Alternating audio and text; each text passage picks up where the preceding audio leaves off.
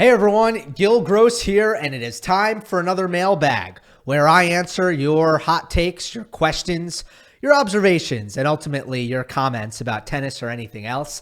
I posted on the YouTube community tab over 24 hours ago, and over 150 responses were left for me, which is amazing. Happy Thanksgiving for all who celebrate. And there's so much for me to be thankful about right now when it comes to the channel. Just mentioned the 150 comments. That is an awesome number. I love that engagement. Comment section on my last Monday match analysis was like one of the more positive scrolls I've ever had through a comment section. So I appreciate you guys for that. And for anybody who said nice things, I know I normally don't I don't take the time to reply to all the comments, but know that I'm reading it and I appreciate it and it keeps me going. And this is also the time of year where I start to look at the year as a whole and what we've been able to accomplish. And biggest year of all time for the channel, 4 million views in total. And that didn't come from going viral a couple times, getting 1 million here, 500,000 there. None of that. None of that. I never go viral. So it's all about the loyal audience that watches week in and week out. That's how we get to 4 million. Not because the YouTube algorithm gives us a big boost on anything. And I wouldn't have it any other way. Like, that's how I want it to be. That's how I know that we are, that I'm doing my job. And this is a great tennis watching and tennis consuming community that's engaged every week. So love it. Appreciate you guys. Thank you, and happy Thanksgiving, happy holidays. Let's get into the mailbag and start with Tennis Forever. And thank you for the kind words at the top of this comment. Has the next gen really caught up to Novak in every way? I mean, he's winning for now, but we saw Sinner finally beat him. Alcaraz beat him in the Wimbledon final, and they are genuinely pushing him. So at age 37, 38, with age catching up, maybe physical decline, can he really win more with facing those two in the semis and the finals consistently? And what can he improve that could be his advantages over this field, seeing the age gap? And we know he played very efficiently this year, but can he maintain this or even go beyond this level, which is absurd? So basically the question here would be, are Alcaraz and Sinner closing the gap on Djokovic, or will they close the gap on Djokovic completely going into next year? Obviously, right now, there still is a gap, all right? So Djokovic is coming off of what is a dominant 2023 season. And, you know, we're really, I guess, looking into next year with this question and thinking about what it might be. I mean, the way I look at it, pretty simple, right? There are two sides to this equation. There are what does Djokovic do, and there are what do Sinner and Alcaraz do. Well, for the Djokovic side, I'm pretty confident, and you can never be 100% sure with any of this stuff, but the policy that I've had when it comes to the big three is you don't assume that they are going downhill unless you see evidence that they are going downhill. And even then, you might be wrong about it. And for Djokovic right now, I mean, I barely even need to say it, but there's no evidence that things are going in the wrong direction. And that includes the physical side of things, which we were watching carefully early in the year where there was a hamstring injury and then an elbow thing during clay court season. And remember, it was like, is Novak starting to get hurt a little bit more often? And that could be a sign that maybe that age number is finally becoming an obstacle for him. And then, you know, he spent the entire second half of the year, which is typically the more challenging half of the year to stay healthy. He spent that part of the year relatively healthy. I mean, in Paris, there was an illness. That doesn't even count. So I assume Djokovic is going to keep it up. I don't think there is going to be, I will not go into next year predicting any kind of decline on Novak's side. The question is, will Sinner and Alcaraz, not will they improve, how much will they improve? That's the question here. And yes, they've already, look, they've had great seasons, both of them. They are already good enough to beat Novak sometimes, But are they good enough to beat him consistently in big matches? Certainly they haven't proven that. Certainly Sinner hasn't proven that. And the question is, how much will they improve? Look, my answer to this question is I think they're going to be really good rivals for Djokovic, next year. That's all. Because I have a lot of faith that they will get better, and that's the side that I think is more questionable. But Sinner gets better so quickly, and Alcaraz is such a good learner. That's what makes them great. So I think they will get better, and they'll be better versions of themselves next year. And they'll be good rivals for Novak. But I don't think Djokovic is going to go down either. So in terms of what he brings to the table, I guess that's my answer to that question. I hope that you got out of it what you wanted to get out of it. I'm not in a place here where I'm actually ready to, make any kind of specific predictions for next year. I haven't even brought my head to that place yet, to be completely honest with you. Let's go to the next one. It is from Stefan's 8885. I think this was the top liked comment. It got 60 likes. After AO, is it possible that we see Novak fully dedicate himself to the clay court game like he never has before? RG gives him 4 times career slam. Olympic gold is pretty much the only big title missing. And Monte Carlo gives him 3 times golden masters. I don't think there's any doubt that the time of year that is going to be most important to Novak next year will be the clay.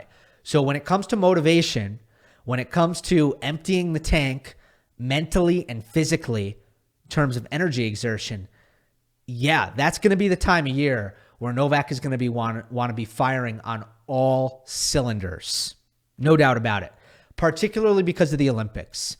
The rest is all gravy that you mentioned. The rest is all good. But I think the Olympics are probably the biggest part of that equation. What does that mean? Look, first of all, it matters. Like how much Novak wants something matters for how he's competing and definitely how he is organizing his physical training so that he has the proper rest and then the proper ramp up after that rest. And that's going to put him in a place where he's peaking for a specific moment in time, right? That's how this works. He has it down to a science. In terms of the game, what does that look like? Novak dedicating himself fully to the clay court game. There might be aspects of that I can't foresee or that I don't know, but I think he's done a lot of that work potentially already this year, because the biggest thing that I look for when it comes to Djokovic on the clay is how much he's able to build up his weight of shot on the forehand, especially because he doesn't get quite as much out of his serve, but he still wants to be able to be offensive. There's actually a great graph put out by Tennis IQ on Djokovic since 2015 that showed, again, like very definitively with its ball tracking and player tracking technology that determines how often a player is in attack. And it showed how Djokovic has been ramping up the offense since 2015. In 2016, I think it was down at 20% in attack. He's up to 25% in attack. He has been the last 2 years. But on clay, I think the forehand is really the key. And how big is he able to hit it?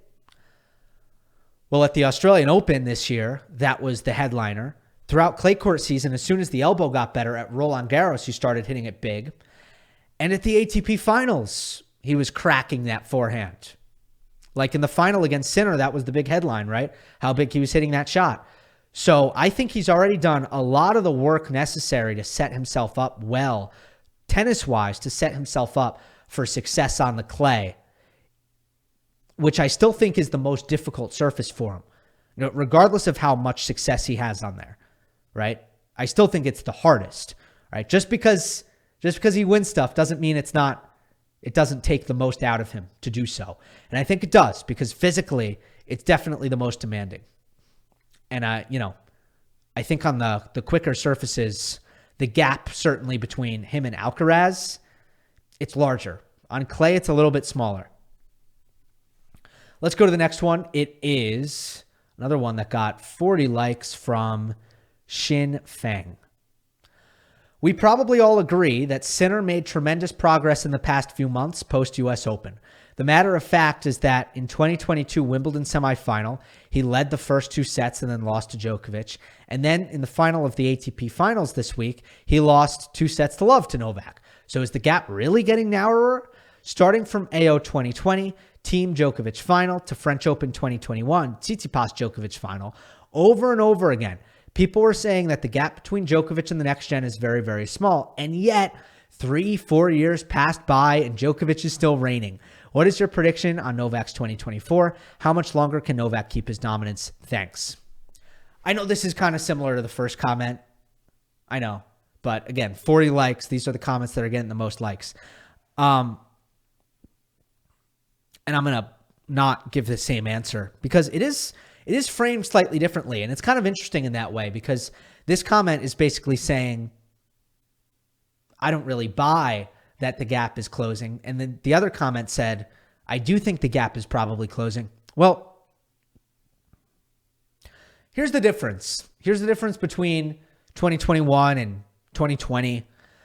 Dominic Thiem was 27 years old in 2020. I believe I'm remembering that correctly. Tsitsipas last year, he's 25 now. So what was he in 2021? He was 24. It's a little bit different because right now you have a 20-year-old who's already won 2 slams in Alcaraz, and you have a 22-year-old who, again, I actually don't know if he should be just mentioned in the same sentence as Alcaraz yet, okay? Because this was a post-US Open stretch that we just saw him go through, and, he actually, is still kind of lacking a signature moment at a major. If you recall just how breezy the run to the Wimbledon semifinal was. So Sinner has a little bit more to prove, but I have so much confidence in him because of his rate of improvement. I've been saying that forever now, and I think he keeps proving me right. But the point is, Alcaraz and Sinner are a little bit different than a Thiem who is 27, a Tsitsipas who was something like 23 or 24 and was not improving at the same rate as Alcaraz or Sinner.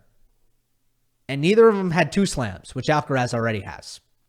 Just saying, it's not apples to apples, which is why the assumption is that not that Djokovic is going to go down, because there's no evidence for that.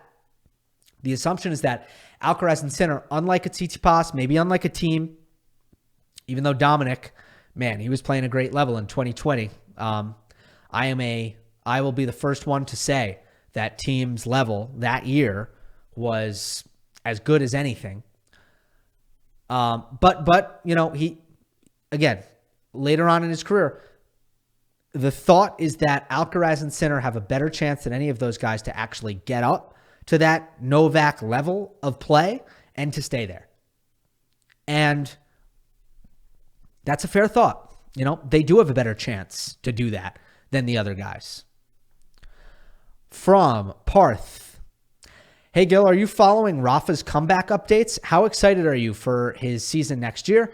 And when do you think he will come back?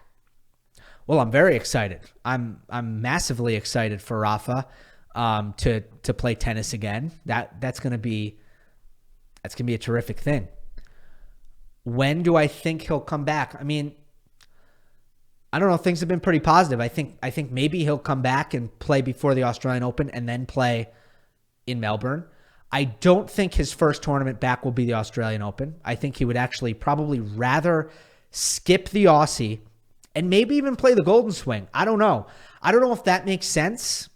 I'm also curious about the Sunshine Double. Does he want to play the Sunshine Double?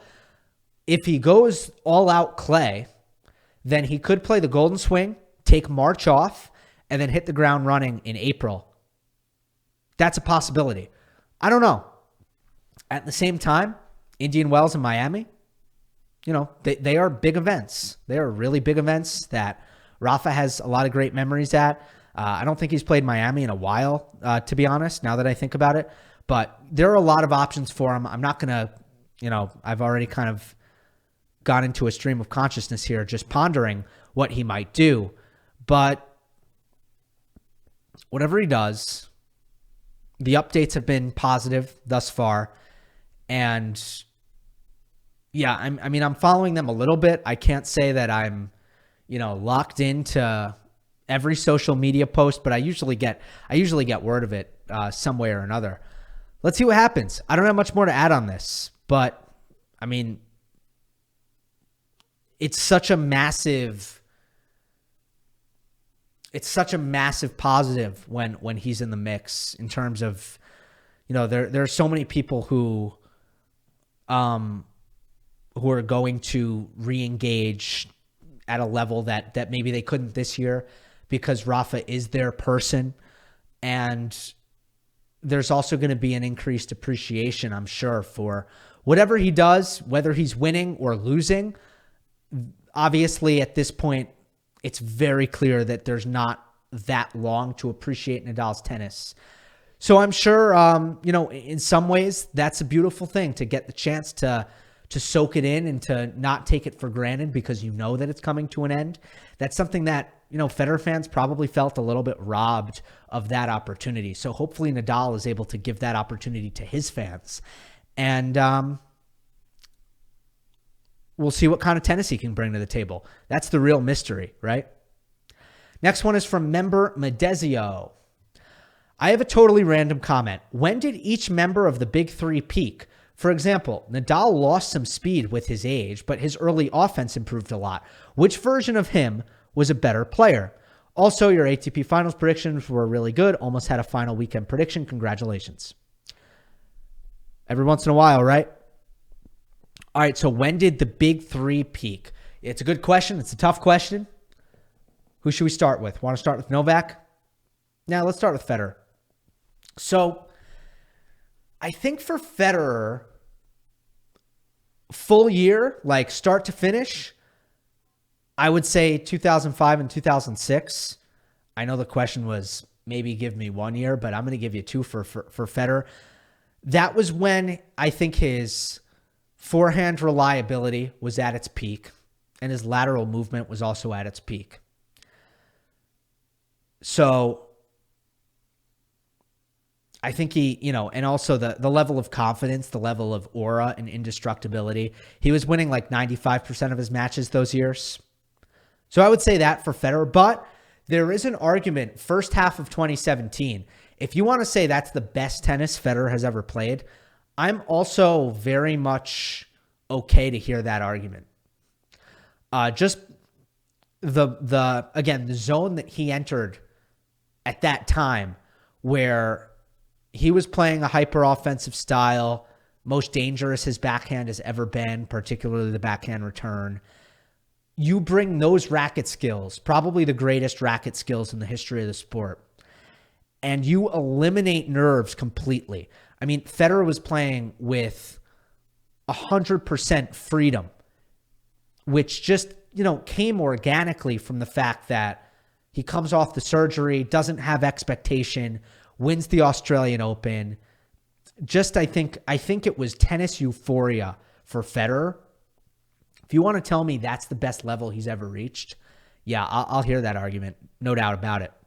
For Nadal, I think that's the easiest one. I'm partial to 2013. I think that's the best blend for Rafa. As you mentioned, his athleticism declined, but his early offense got better. The serve got marginally better. The forehand got, I think, much better in terms of his ability to flatten it out at least. And actually, it was a lot mental. It's a lot just mindset for Nadal. Because he always had the ability to be aggressive with his forehand, but it was a matter of just making that commitment and the decision, I think, to do it. 2013. Yeah, 2013 to me is the best balance of both things for Rafa. He was still freakishly athletic, both from a speed standpoint and an endurance standpoint. He was also getting the most out of his forehand. Great, maximizing his forehand offense at that time. Djokovic. There's probably the most candidates for Djokovic. For me, 2015 was dominant. It's just not my answer. For some reason, I'm not passionate about his level in 2015. And I'm not saying it wasn't incredible. I'm just saying, to me, it wasn't as striking as a couple of the other candidates. And maybe that is because I feel like some of his competition went down a little bit there. Maybe it's because maybe it's my own shortcoming and I just don't have great analysis to go with the 2015 argument. And that's why I don't like the 2015 argument. That could be also. But for me, 2011, where, he had a new level of fitness that, he was able to unlock in 2011. There was a fierce determination there, a chip on his shoulder, a level of indestructible confidence when he went on that winning streak. It was almost like you gave a mere mortal, Superman powers, Batman powers, and they were in that first honeymoon phase with those new powers. Like, if you gave me the ability to fly, what would be the best time with that ability? The first week, right? The first week I get to fly, that's where I would have this incredible, I'd be in this zone where I might, take advantage of or enjoy that ability more than I could ever enjoy it. Especially if I have everybody doubting me, saying, you're not at this level, right? You're not in that category, which at the time Djokovic had. Yeah, so, he was in an incredible zone in 2011 with a freakish athleticism that I don't think maybe he has ever been able to match endurance-wise. He couldn't miss, and he never got tired, and his movement was unbelievable. It was, and he was serving well. So that's 2011, but 2021 and 2023, those 2 years, there was an immunity to pressure. Now, 2021, maybe, you look at it and I guess in the end, the nerves did get to him a little bit. So I'll just go 2023. I'll just go this year. There's an immunity to pressure, a tactical genius, and a well-roundedness where I do think there's an argument there. Now, athletically, he's not the same as he used to be, even though he deserves a ton of praise and a ton of just admiration for how well he's maintained or preserved the athleticism. It's still not at the level that it used to be. So I think my answer for Novak ultimately, gun to my head, is 2011. Good question. All right, this one is from Leo. Hi, Gill. I have 2.5 questions. I'm going to skip the first one because another person asks about it. 2. Last year, FAA had a hot streak at the end of the season, just like Sinner. Do you expect the same thing that happened to FAA to happen to Sinner? Yes and no. Yes and no. I do expect that when Sinner comes to Australia, it's going to be harder for him. It's not going to be a continuation of what we saw in October and perhaps the ATP Finals first week of November. Not going to be the same. It's going to be harder. Everybody's going to be refreshed. Some of the momentum is going to be stymied. Some of that confidence is going to go away. That match toughness, that match confidence is going to go away.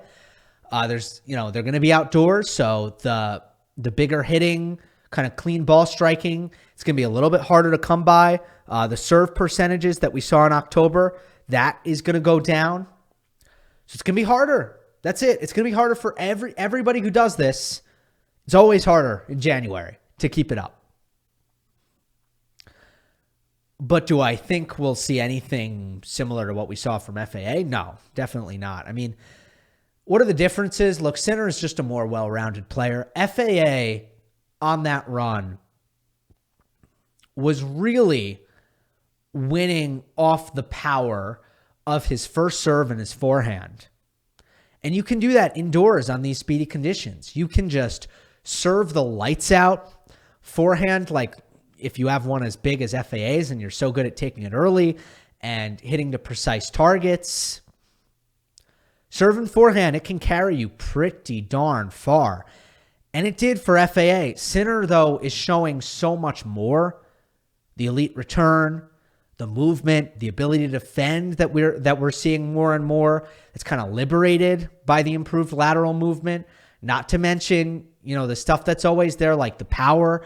Plus, he's becoming more well-rounded, finding more ways to finish points outside of his power tennis. So there's a lot more to Sinner that makes me think that, well, it's not just the guy came indoors in fast conditions and got hot on first serve, which is kind of, to an extent, what happened with Felix. Not to say that outdoors, Felix's first serve and his forehand can't also still be weapons. They can be, but not to the level that we have seen indoors until he proves otherwise. All right, and then question 2.5 from Leo is, where can I find your schedule calling matches for next season? That's not how it works. I don't even know my schedule for next season. I generally find these things out maybe a month and a half in advance when I get a commentary assignment. I try as best I can. I can't say I do it every time, but I try to tweet it out so that everybody who follows me on Twitter, if they would like to tune in, they can do so. Maybe I'll start posting on the YouTube community tab, though, when I'm commentating, so that people who are not on Twitter or X have a way to be notified of that. I'm going to try to, maybe do some other things like that. I might get on Discord next year. I might start a Discord. I'm going to look into that, see if it's worthwhile.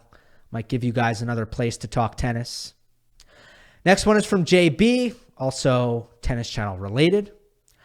What did you think of Kyrgios on the Tennis Channel broadcast? I personally thought he did a great job adapting so quickly and was really interesting / fun to listen to. He gave some good insight into his prior matches with players, and I liked when he would predict what players might do, like serve T or out wide. It was something different, and I liked it. You?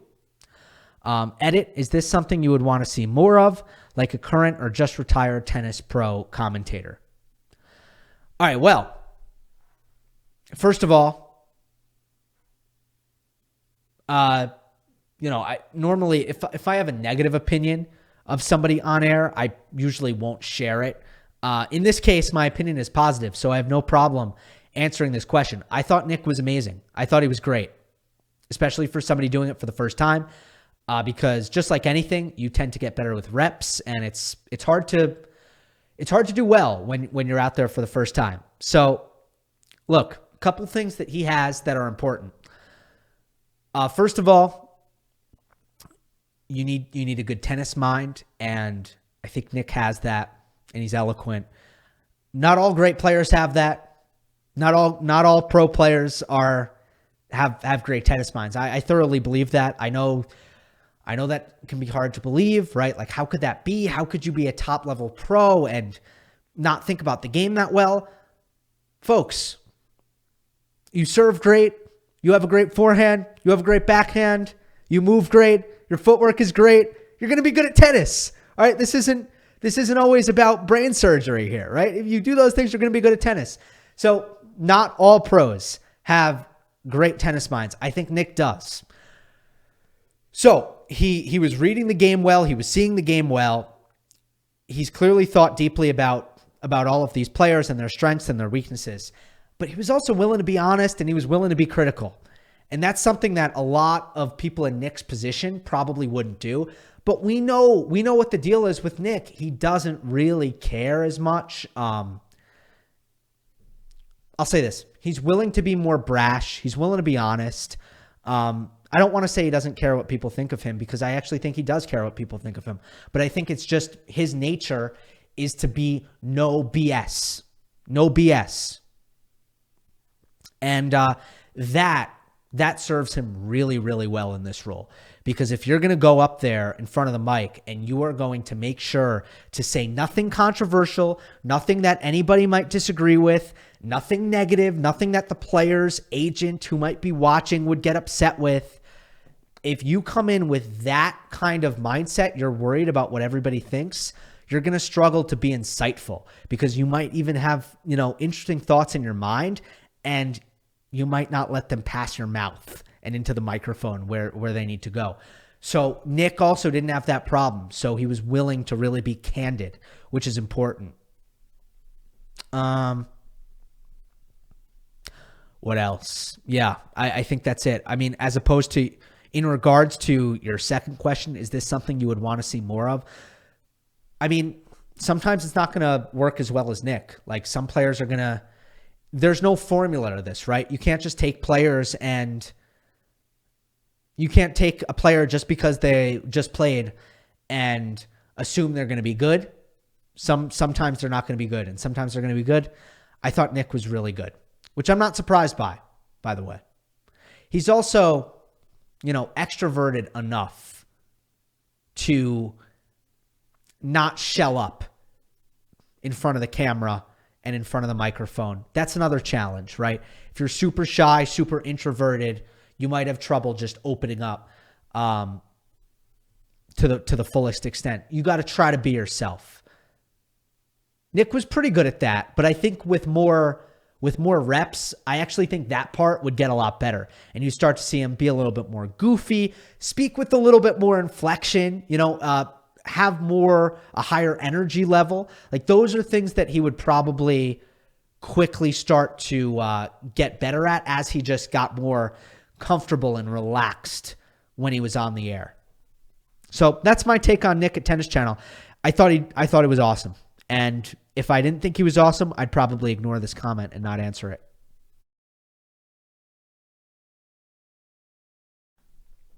Next one is from HR. It's quite specific, but Tennis Insights, who you interviewed, put out a performance rating for Djokovic in the final versus Sinner at a 9.75 out of 10. But the cumulative scores didn't average 9.75. Could you maybe give your thoughts on this and whether the scores were affected by the speed of the court and altitude, or if they're factored in, etc.? Also, if you can't speak much to the specifics of that, was this, in your opinion, peak Djokovic? I can't think of a time he's dismantled two all-stars like Alcaraz and Sinner so completely untouched. I think he's done it before. I'm not going to go through specific examples, but I think he's done it before. But yeah, it was obviously remarkable.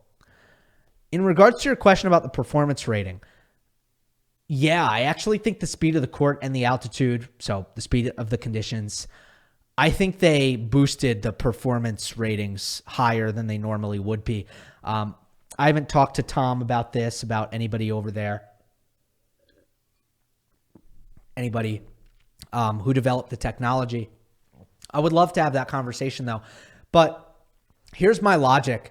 And by the way, this is the same thing for winners to unforced errors ratio. Like, I heard all week, oh, great quality of play. Look at the winners to unforced errors ratio. It's like, yeah, but the conditions are going to make it so that the winners to unforced errors ratios are going to be positive. Let me put it to you this way. If Djokovic and Sinner play four neutral baseline rallies, there's a good chance that 2 or 3 of those neutral baseline rallies are going to end in unforced errors. Good chance. However, if you play four points and 3 of them are service winners, and the 4th one is a serve +1, the rally lasts 3 shots, then there's a good chance that we're not getting an unforced error. We're getting service winners. We're getting aces. We are getting winners off the 3rd ball. We're getting forced errors off the 3rd ball. So, in conditions that reward offense and quick points, you're just going to get less points that are ending in misses, especially in neutral misses. And, the performance ratings obviously penalize more than anything a mistake, right? A mistake is going to bring down your score. A winner, a forced error, a good, high quality ball that ends the point in your favor, that is going to, put the match in a good light when it comes to these metrics. So, yeah, I think the conditions have a lot to do with that, really. And there was one match that also scored very, very high. Djokovic-Rune. It scored extremely high. All the points were like 3 shots. I actually thought that in the big moments, in the clutch moments, there was a lot of a sloppy play. Sometimes by Djokovic, sometimes by Rune. I didn't think it was a great quality match, but the winners to unforced errors ratio, because both were so successfully offensive on serve, and the tennis IQ scores, they were very, very high. But yeah, I thought the conditions and the way that match was played had a lot to do with that. Big thing with tennis IQ and these performance ratings that I want to stress. They count every point the same. Now, in a way, that's good. In a way that is honest and objective, and it actually fights against certain biases. For me, when I'm analyzing a match, I do not weight every point the same. Sometimes it's 40 love, and whatever happened to the 40 love point, like, I'm halfway checked out, right? I don't even care that much what happened to the 40 love point. And then maybe if the returner comes back and ends up breaking serve, then I think, wait, what happened on the 40 love point? That ended up being important. And then I start to think about what happened there. You kind of get my point, right? I'm just giving you a specific example. When I'm looking at a match, and, I actually think this puts me in a better place to understand, I guess, what's important in the match. Not every point is equal. In these performance ratings, every point is equal. So maybe Djokovic and Rune in the second set played flawless tennis, but then in the second set tiebreak, Novak, played 3 super, super sloppy points on his serve, and Rune won the tiebreak. In a way, that's a quality set. In a way, Novak played such a bad tiebreak under pressure that I maybe didn't see it that way. So that's where I think the performance ratings might sometimes differ from reality, when the performance rating treats every point the same, where us as tennis viewers, we might look at key points, big points, and focus on them disproportionately. All right, whoa, real long one here from member Roberto. This only got 2 likes, but if you're a member, sometimes I choose your question, even if it doesn't get that many likes, and you can become a member by hitting the join button, which is mainly, if we're being honest, the main perk is that you are supporting the channel for $2 a month. Hi, Gill. I have 2 connected questions / comments and a follow-up to a previous mailbag. 1, what do you think are the 3 or 4 aspects of the game that Sinner has improved most this year, ranked either by size or the improvement of importance? And also, which seem more consolidated into his game and sustainable in the future? All right, let me go one by one. This comment's so long that I got to go one by one. All right. I think the one thing, my number 1 for him is actually the movement and the strength in his legs. I never thought he'd get to this point. This is the area where Sinner has surprised me. I kind of always knew that he would develop the serve well. I had a feeling that his hands would get better, his volleys would get better, his backhand slice would get better. I assumed all those things. I never thought he'd move this well. When I saw Sinner as a young player, I thought naturally he wasn't an elite. He wasn't really gifted with elite athleticism. That was my impression. And I never thought he'd move as well as he moves now. So I'm going to go number 1, athleticism, leg strength, which also has to do with durability, not getting injured, not getting tired at the end of the tournaments, which was happening last year, was happening in his career repeatedly until this year. That's number 1. Number 2 is serve. Making the serve bigger, especially in the second half of this year. We saw how much of a difference that made. Number 3, is probably, this is a tough one. I'm going to go nerve management. Sinner had nerve issues, pretty major nerve issues. I guess we saw it against Daniel Altmaier at Roland Garros this year, but we saw it, in the Miami finals that he's played. Some of the biggest matches, most of the biggest matches of his life. This isn't completely atypical for a young player. You see this sometimes, but most of the biggest matches of his life, he underperformed. Like his level on his side of the net was subpar. So I think that is something. There's something there. And then number 4, I'll go with his hands, which includes the forehand drop shot and his ability to volley. So that's finding other options to create offense and finish beyond the power. Those are my 4. All right, number 2. Back to the comment.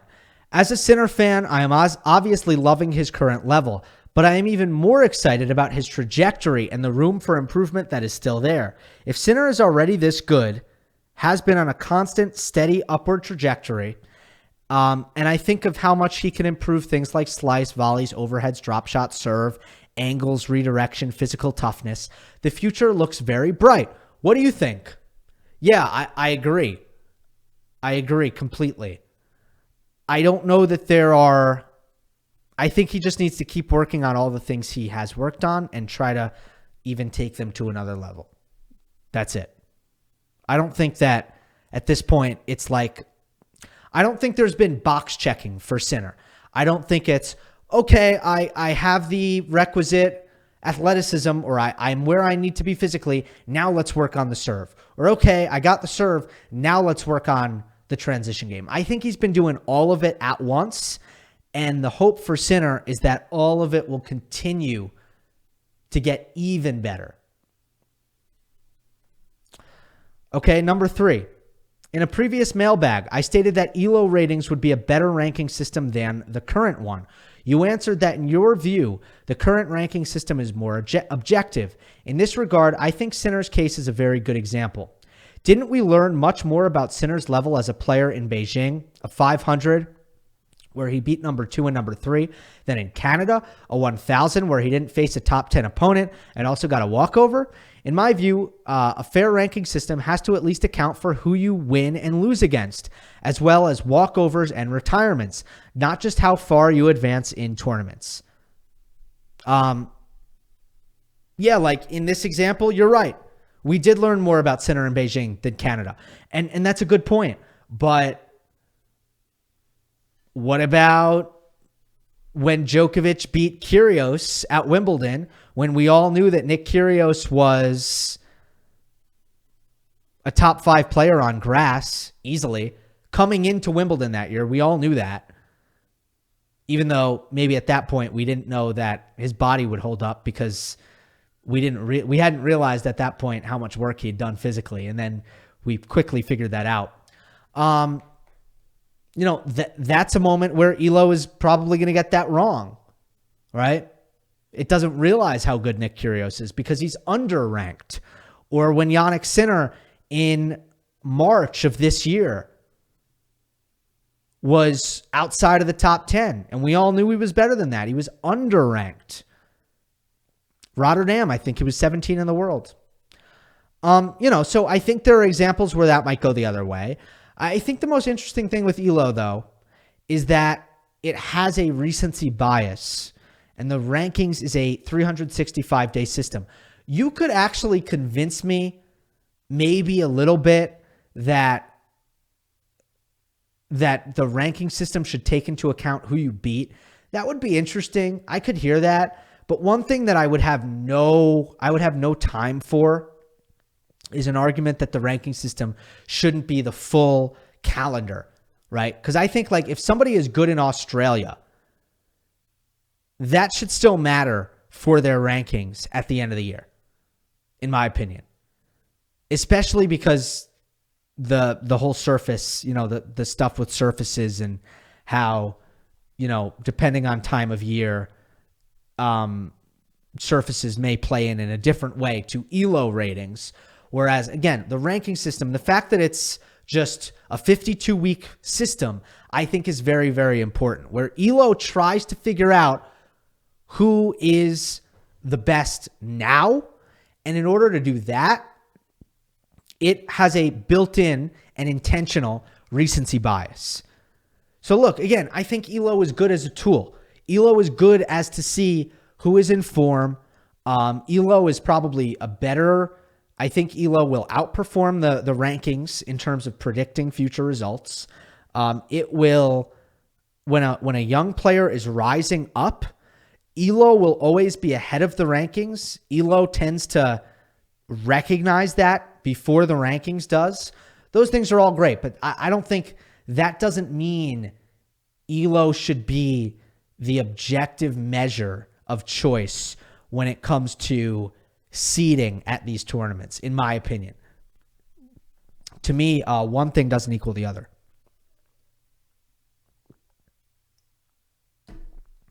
All right.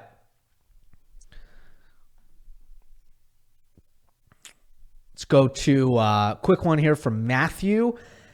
Hey, Gill, I want to get your thoughts on Breakpoint Season 2. Since it was renewed for a second season in early 2023, do you expect it to follow the same release pattern as the first season with the same tournaments, or do you think it will be different? Just curious to know if you've heard anything and what you would or wouldn't change about the series. Wishing you the best. Have a great Thanksgiving. Thank you. Okay, here's what I can say. I should probably do some digging here and actually maybe do a little bit of journalism on what we should expect for Breakpoint Season 2. I haven't done that, but what I do know from talking to the showrunner of Season 1 is that it is a new showrunner for Season 2. That's a big deal, folks. I mean, and by the way, the showrunner in Season 1 for the latter 7 episodes was different than the showrunner for the first 3 episodes. And I think everybody who saw the series kind of agreed that the show got better in the second batch. Second part of the series was better than the first part of the series. So, I mean, all I can say, and I haven't heard anything other than the information that I'm presenting to you, which is that literally different people are making the show. It wouldn't shock me if it was a different show from what we saw last time. For better, for worse, we'll have to see. But it is interesting to me. And I think part of the challenge is that the tennis season is so long that it's difficult to have the same team produce the show every season, right? Because think about this. When you are, editing and trying to get the season out, right? Like you're making all of the decisions, the production decisions for, I just think, I don't want to get into the weeds here. I think because the season is so long, it's difficult to tell one crew that they are going to produce the show every season. I think that might be an issue. So that's all I got on that. From Damiano, hi Gil, what do you think of Davis Cup's current formula? I don't really like it, but I also think that with the current shape of the ATP Tour, it would be almost impossible to make players travel even more for many Davis Cup matches. Do you think there's some room to bring this competition back to its old glory? Thanks for your time. P.S. Since we're there... Oh, no, I don't have much to say. I got to be honest. You're asking about Malaga. I've been spending a lot of time with family, a lot of time with the parents. Haven't been able to watch a lot of Davis Cup. I live on opposite coasts as my parents. I don't get to see them enough, unfortunately. So, this week, Thanksgiving, really focusing on family. Davis Cup format. Yeah, I hope they uproot it. I mean, again, I've said this many times. I think the real appeal of the competition was the home and away ties, was the crowds that it brought. And I hope they figure out a way to bring that back. That's it, and is it impossible with all the travel? Look, you still have plenty of players who are skipping Davis Cup. I don't think you have more players participating in Davis Cup in its current format. I think what Davis Cup started to lose is its prestige. I mean, I can speak for the United States. People seem to care less here. People seem to care way less here.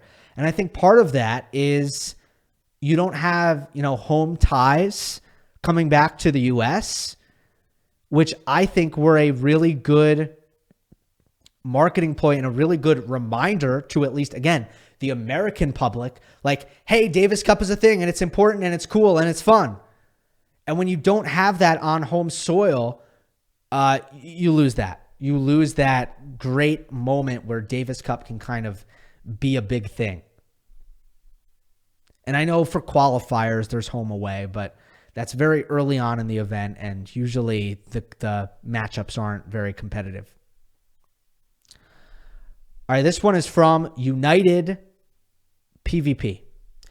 2024 will be the first time Novak starts off the year without, quote, chasing anything. He pretty much has it all. And do you think this will affect his motivation? It's clear that he seems physically all right, usually. And during his press conferences, he always mentions he'll keep going until he loses that hunger. Do you think that this is the year? Also, if Carlos and Sinner win tournaments, can this potentially extend his career? Thanks. Well, yeah, I said after Wimbledon that I think Alcaraz beating him was probably going to extend his career because he was going to be excited by the challenge and the prospect of competing with him. And boy, he's been on a tear, an absolute tear. Hasn't lost since losing to Alcaraz at Wimbledon. So, he has lost. He lost the round robin match to Sinner, but hasn't not won a tournament. I don't see this being the year where Novak loses motivation. I mean, we talked about the clay court thing. We talked about the Olympics thing. Let me also say this. I think this is important to mention in this conversation. I'm glad there was another question about Novak's motivation so that I can get this point in. The guy is very, very good, as I think many of the athletes that he's looked up to in his life have also been very good at it. Kobe Bryant, who took from Michael Jordan. Find your fuel. Find your motivation.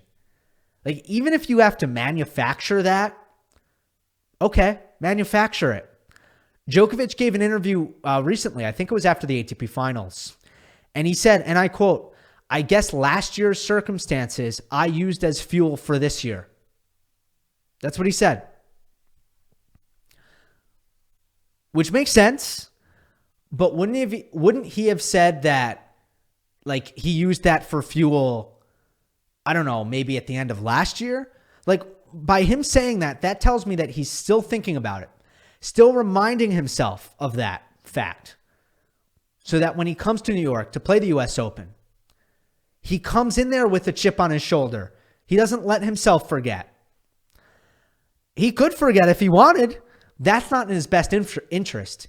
What's in his best interest is to use those things, just as he said, as fuel. And I see this all the time. Same thing with crowds, right? Negative crowds.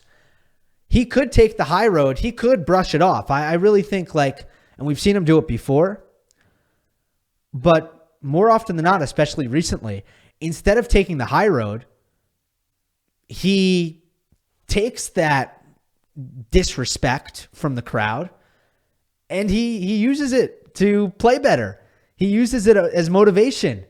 I mean, after that, one thing I did see, I know I haven't been watching Davis Cup, but I'm also not living under a rock. I saw when he beat Norrie how he went to the crowd and shushed him, and he's doing these things not because he wants to stick it to some stranger in the audience. He's doing these things because he thinks it's going to help him play better tennis and win the tennis match. That's why he's doing these things. I guarantee it. I mean, look, maybe part of him wants to be like, F you, haha. But a lot of it is the same thing. It was a meme, right, in The Last Dance, the Michael Jordan documentary, where you would say something to Michael on the court. Like, if you trash talk MJ, there is no worse idea than that. And you could even say something that wasn't even really a shot at him, but 30 years later, MJ is giving interviews and he's like, oh yeah, when he said that, I took that personally. Like, he said, I took that personally so many times in the Last Dance that it became a meme. Novak takes that personally. Like, he is very much of that mindset where he is going to find anything he can as fuel. He recently also said that he wants to break Jimmy Connor's record of 109 titles. So he is going to continue to find things for as long as he possibly can. Both in the long term, when it comes to breaking records, he's going to keep searching for things. And even in the short term, like an individual match where if it's a crowd or like, remember the last time he played Cam Norrie and Norrie hit a ball at him, clearly he meant no harm and he apologized. But I think Djokovic got like really mad about that. I don't think Novak is getting mad because he can't control himself. I think he's getting mad because he can control himself.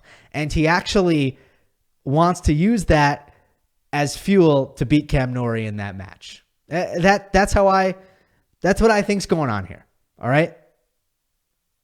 Let's end it on that.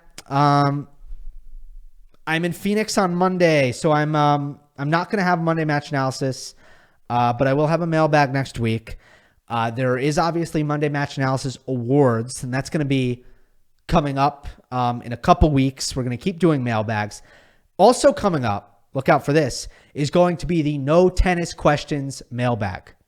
It's going to be a mailbag where you can't ask about tennis. So all of these great things to look forward to. And as we approach what is the very, very short offseason. But again, Davis Cup, Next Gen Finals. We're not done yet. Hope you enjoyed. Don't forget to subscribe. I'll see you next time.